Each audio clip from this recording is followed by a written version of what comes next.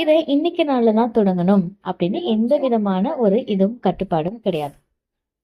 இதுக்கு என்ன பண்ணணும் அப்படின்னு பாத்தீங்கன்னா, முதல்ல பச்சை கலர்ல இருக்கக்கூடிய ஒரு துணி எடுத்துக்கோங்க. இப்ப அதுல நம்ம இந்த பொருட்கள் எல்லாமே வைக்க போறோம்.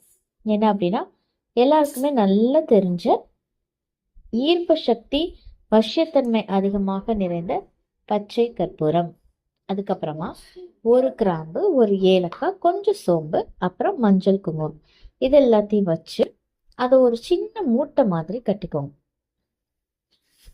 அதே மாதிரி தங்க நகைகள் ஏதாவது ஒண்ணு நம்ம வீட்டுல இருக்கும் இல்லைங்களா, ஒரு செயினோ இல்ல ஒரு மோதிரமோ, இல்ல ரொம்பலாம் இல்லைங்க, ஒரு மூக்குத்தி தான் இருக்கு அப்படின்னா அதை கூட நீங்க எடுத்துக்கலாம். இப்ப அந்த நகையும் அந்த மூட்டையும் எடுத்துட்டு போய் உங்க பூஜை ரூம்ல வச்சு, எனக்கு தங்கம் பல மடங்கு பெருகணும், தங்க நகைகள்